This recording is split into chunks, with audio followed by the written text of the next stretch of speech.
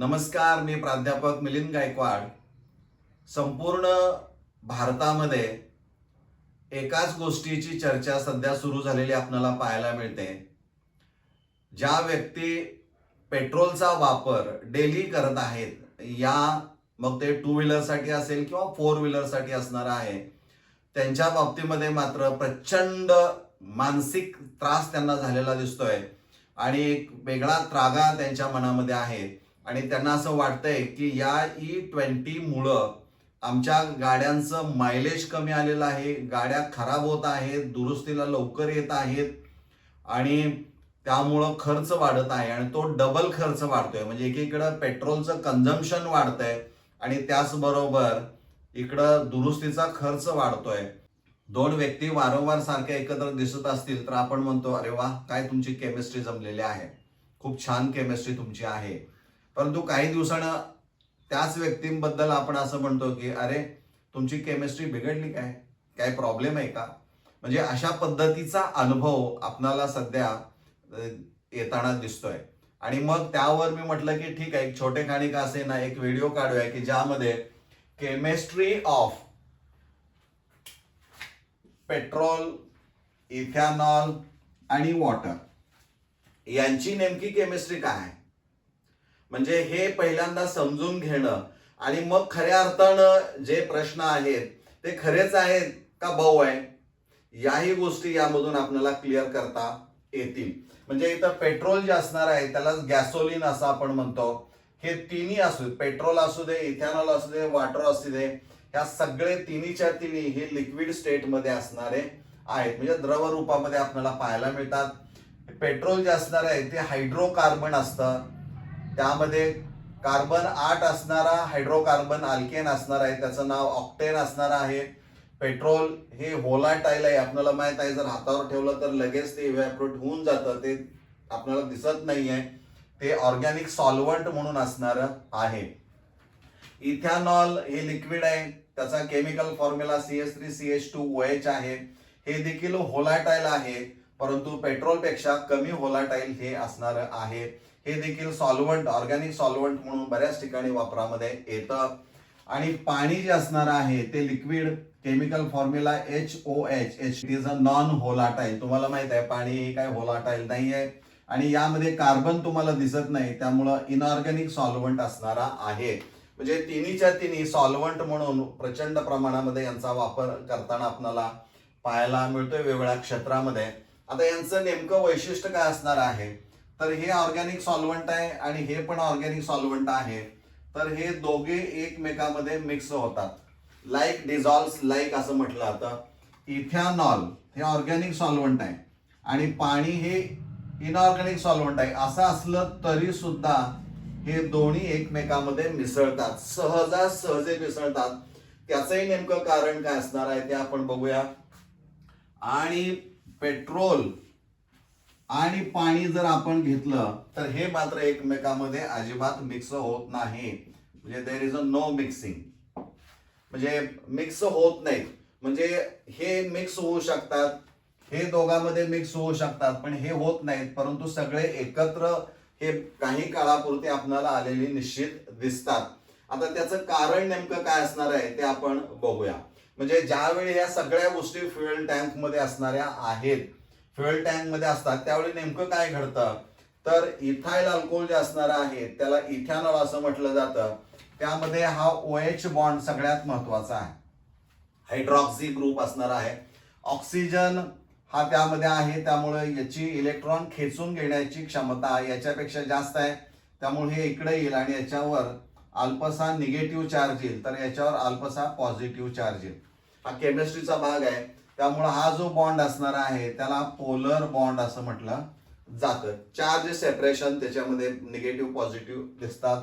पाण्यामध्ये पण तुमच्या लक्षात येईल की 2 OH बॉन्ड्स आहेत, हा कन्सिडर करा किंवा हा इथे ऑक्सिजन इलेक्ट्रॉन खेचून घेईल, निगेटिव्ह चार्ज, हायड्रोजनवर पॉझिटिव्ह चार्ज.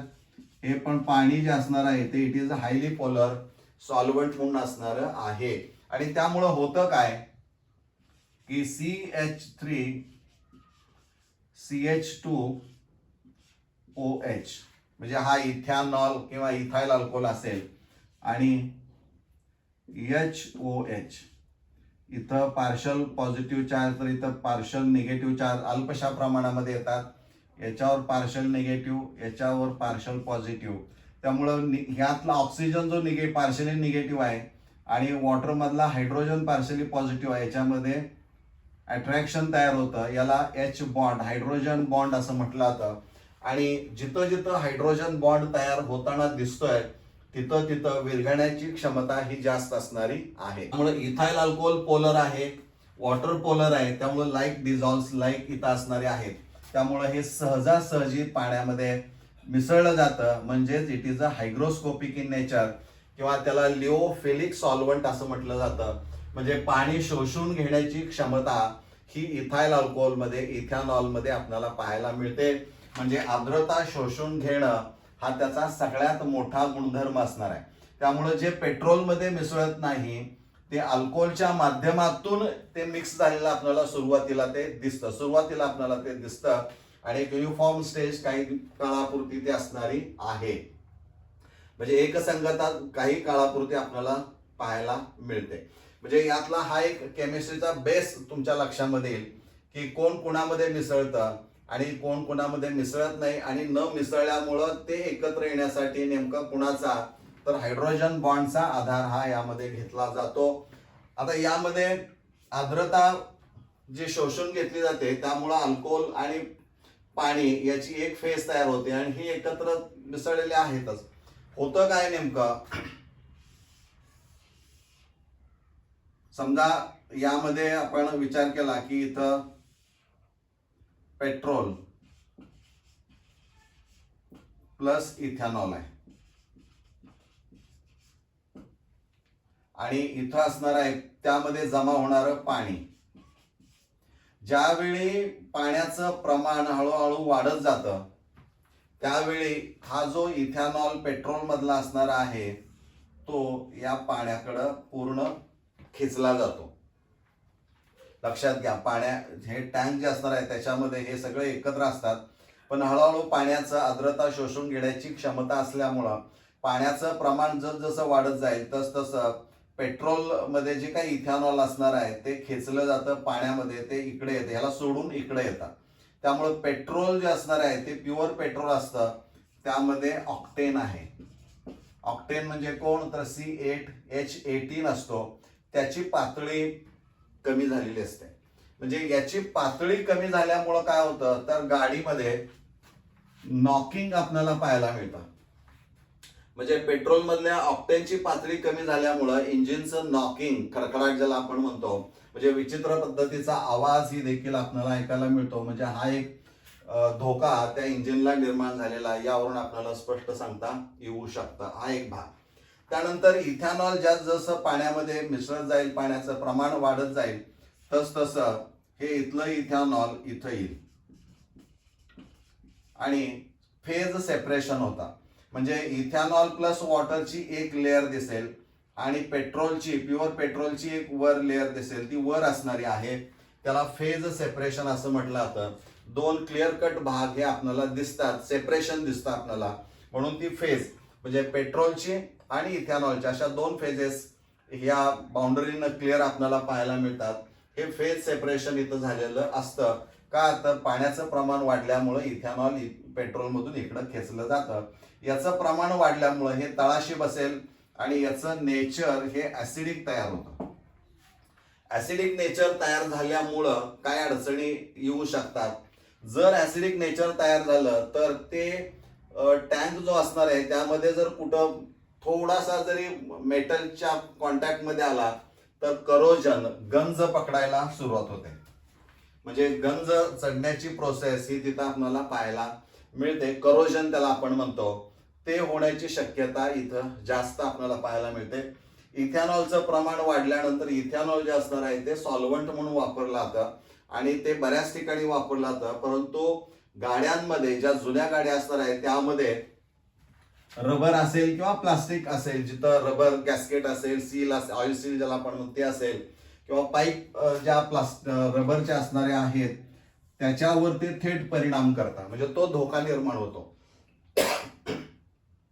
म्हणजे तो धोका निर्माण झाल्यामुळं हे जे असणारे आहेत एकतर ते कडक बनतील किंवा त्याचं प्रसरण होईल, म्हणजे थोड्या आकारानं वाढतील आणि त्याचा परिणाम असा होईल की इंजिनमध्ये लिकेज झालेला आपल्याला पाहायला मिळेल. म्हणजे तो एक मोठा धोका यावरून आपल्याला स्पष्ट सांगता येतो. म्हणजे रबरचे कोणतंही त्यातलं रबरचं मटेरियल असेल किंवा मेटलच्या कॉन्टॅक्टमध्ये आलं तर करोजन होतं आणि इथेनॉल हे सॉल्व्हंट थोडंसं जे आहे ते अग्रेसिव्ह आपण म्हणूया ते आहे आणि ते रबर म्हणजे कोणतंही रबर असेल जुन्या गाड्यांच्या मध्ये मार्च 2023 पूर्वीच्या ज्या असणाऱ्या आहेत त्या आणि प्लास्टिकचं नुकसान ते 100% करू शकतं. अशा पद्धतीनं तो धोका असणार आहे. आणखीन एक धोका महत्वाचा काय तर इथेनॉल आणि पाणी हे जे मिश्रण असणार आहे ते थेट इंजिनला जर थेट इथेनॉल आणि पाण्याचं मिश्रण जर गेलं तर मग मात्र गाडी बंद पडण्याची शक्यता नाकारता येत नाही. म्हणजे गाडी स्टार्टच होत नाहीये. म्हणजे हा एक धोका त्यामध्ये आपल्याला पाहायला मिळतो.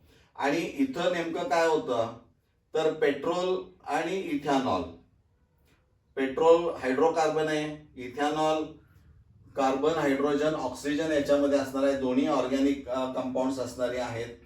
परंतु यामध्ये एनर्जी डेन्सिटीचा म्हणजे जळण्याचं प्रमाण, कंबशन, स्वयंजलन आतल्यात अंतर्गत ज्वलन जे होतं ते सगळ्यात महत्वाचं इथं असणार आहे. कारण गाडी एका ठिकाणाहून दुसऱ्या ठिकाणी नेण्यासाठी काही प्रमाणामध्ये जी ऊर्जा निर्माण व्हायला पाहिजे ती ऊर्जा यांच्यामधूनच तयार झालेली असते अंतर्गत ज्वलनामुळं. तर ते कशा पद्धतीनं होतं तर एनर्जी डेन्सिटीचा विचार जर केला तर प्युअर शुद्ध पेट्रोल जे असणार आहे प्युअर पेट्रोल च्या तुलनेत इथेनॉल मध्ये सुमारे 30% एनर्जी कमी ऊर्जा ही आपल्याला पाहायला मिळते. त्यामुळं E20 मिश्रण जे असणार आहे म्हणजे E20 पेट्रोल बरोबर जे E20चं ब्लेंडिंग केलं जातं त्याचं जर कॅलॉरिफिक व्हॅल्यू जे असणारी आहे, उष्मांक मूल्य जे असणार आहे ते प्युअर पेट्रोलपेक्षा थोडंसं इथेनॉलचं कमी असणार आहे. म्हणजे कमी ऊर्जा ही असणारी आहे. म्हणजे ऊर्जा कमी असेल तर गाडीचा वेग वाढवायला आणखीन तुम्हाला निश्चितच काय करावं लागणार आहे, जास्त मटेरियल लागणार आहे. म्हणजे तुम्हाला जर जादा काम करायचं असेल तर जादा इनटेक हा तुमच्या बॉडीमध्ये गेला पाहिजे. हे साधं गणित आहे.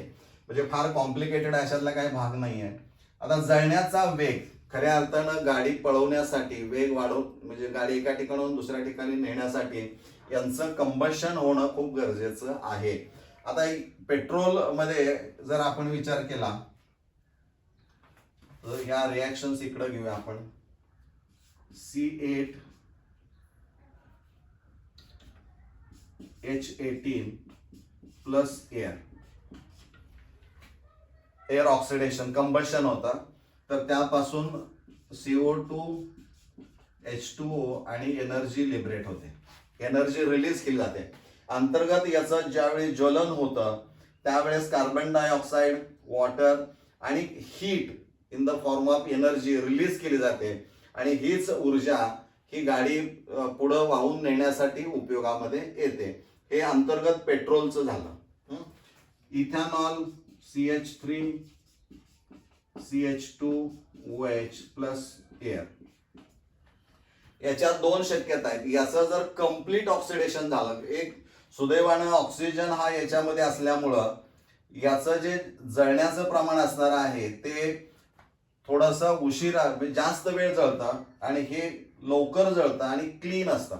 त्याचं कारण आहे कारण ऑलरेडी त्याच्यामध्ये ऑक्सिजन असल्यामुळे पार्शली ऑक्सिडाइज्ड इथेनॉल असल्यामुळे याचं ऑक्सिडेशन सहजासहजी होतं आणि यापासून देखील CO2 H2O आणि काही प्रमाणामध्ये एनर्जी ही रिलीज केली जाते. म्हणजे दोन्ही मधून पण एनर्जी आपल्याला मिळते. परंतु याचं जे बर्निंग असणार आहे, कंबशन ज्याला आपण म्हणतो, ज्वलन जे होणार आहे ते क्लीन आणि वेगानं होतं कारण ऑलरेडी याचं ऑक्सिडेशन पार्शली झालेलं आहे. पण जर समजा याचं इनकम्प्लीट ऑक्सिडेशन झालं तर मग मात्र कार्बन मोनॉक्साईड आणि कार्बन पार्टिकल्स हे तयार केले जातात आणि तुम्हाला माहित आहे हे दोन्ही कार्बन पार्टिकल्स देखील हार्मफुल आहेत. कार्बन मोनॉक्साईड गॅस हा टॉक्सिक इन नेचर असणारा आहे. त्यामुळे याचा इनकम्प्लीट कंबशन होणं हे धोकादायक आहे. याचं कम्प्लीट ऑक्सिडेशन व्हायला पाहिजे. इतर रासायनिक अभिक्रिया काय बॅलन्स केल्या नाहीत, फक्त अंदाजे काय तयार होतं तर महत्वाचं अंतर्गत त्यांचं ज्वलन झाल्यामुळं यापासून एनर्जी निर्माण होते आणि ती एनर्जीच गाडी वाहून एका ठिकाणाहून दुसऱ्या ठिकाणी नेण्यासाठी उपयोगामध्ये येते. पण इथं होतं काय, याचं पूर्ण कंबशन होतं म्हणजे लवकर हा जळतो आणि इथेनॉल जळल्यामुळं पेट्रोलमध्ये ऑक्टेनचं प्रमाण कमी होतं, म्हणजे पुन्हा आणखीन तुम्हाला पेट्रोलची आवश्यकता लागणारी आहे. कारण वेग वाढवायचा असेल एका ठिकाणी वाहन, त्यामुळे पेट्रोल कन्झम्पशन इथं वाढणार आहे आणि मायलेजचा त्याच्यावर निश्चित परिणाम होणार आहे. तो जवळजवळ 2 ते 6% कमी झालेला पाहायला मिळतो. ही वस्तुस्थिती आहे. कुणी किती म्हणालं की तुम्ही एखाद्या गॅरेजमध्ये जा, तिथं त्यांनी कुणी जे म्हणतायत त्यांनी तर ते मोजलेलं आहे का, हाही प्रॉब्लेम आहे. म्हणजे मी स्वतः गाडी ज्यावेळी बाहेर काढली त्यावेळेस त्या इंडिकेटरवर डिस्प्लेवर 100 किलोमीटर दिसत होतं, म्हणजे मला कळालं की 100 किलोमीटर गाडी माझी पडू शकते. पण ज्यावेळी गाडी बाहेर काढून एक अर्धा किलोमीटर गेलो त्यावेळेस 86 किलोमीटर दाखवायला. ऑल ऑफ सडन चेंज एकदम ड्रॉप झाला आणि पुन्हा आणखीन काही 1 किलोमीटर अंतरावर गेल्यानंतर पुन्हा आणखीन 60 दाखवायला. म्हणजे इतका सडन चेंज यापूर्वी कधी होत नव्हता. दिस इज द फॅक्ट. आता ज्यावेळी मी गाडी पुन्हा चालवेन त्यावेळी त्याचं व्हिडिओ रेकॉर्डिंग करेन आणि ते देखील अपलोड करेन, कारण ही वस्तुस्थिती आहे. कारण जे व्यक्ती गाडी चालवते त्यालाच त्याच्या सगळ्या गोष्टी माहीत असणाऱ्या आहेत. दुसऱ्यांनी नुसतं सांगून बरं का एसी रूम मध्ये बसून त्याचा काही उपयोग होत नाही. कारण दिस इज द फॅक्ट. म्हणजे या पद्धतीनं हे जर आपण पाहिलं तर सुरुवातीची केमिस्ट्री ही नंतर आपल्याला बिघडलेली पाहायला मिळते. त्यामुळं केमिस्ट्री ऑफ पेट्रोल, इथेनॉल आणि वॉटर सध्या ही वादग्रस्त झालेली आपल्याला पाहायला मिळते. लक्षात आलं? म्हणजे केमिस्ट्री ऑफ पेट्रोल, इथेनॉल आणि वॉटर ही सध्या कशी आहे, वादग्रस्त आहे. दिस इज द फॅक्ट. हे बेसिक आहे, फार डिटेलमध्ये जायची पण गरज नाही. एक साधारणपणे विचार केल्यानंतर काय घडू शकतं तर ह्या बेसिक गोष्टी आहेत. डीपमध्ये याच्यामध्ये कुठेही आपण काही गेलेलो नाही आणि जायची गरज नाही, कारण इट इज अ फॅक्ट. हे सांगतंय सगळं. तर उगीच त्याच्यावर चर्चा करण्यापेक्षा लोकांना ऑप्शन द्या की जेणेकरून लोकांच्या गाड्या, काही जणांच्या गाड्या कोट्यावधी रुपयाच्या आहेत, 30, 40, 50 लाखापासून पुढे गाड्या आहेत आणि ह्या गाड्या जर सारख्या जर बंद पडत असतील आणि गॅरेजला न्यावं लागत असेल तर उद्या लोक गाड्या वापरायच्या का नाही आणि घेतलेल्या गाड्याचं काय करायचं हा प्रश्न निर्माण होणार आहे. त्यामुळं मला एक वाटलं की पुन्हा एकदा केमिस्ट्रीचा बेस पकडून नेमकं काय घडतं, वस्तुस्थिती काय आहे, डीपमध्ये न जाता हे तुमच्या समोर मांडलेले आहे. तुम्हाला कसं वाटलं हे तुम्ही कमेंट बॉक्समध्ये निश्चित सांगू शकता. हा पहिला प्रयत्न मी तुमच्यासाठी केलेला आहे. आपण इथं थांबूया. धन्यवाद.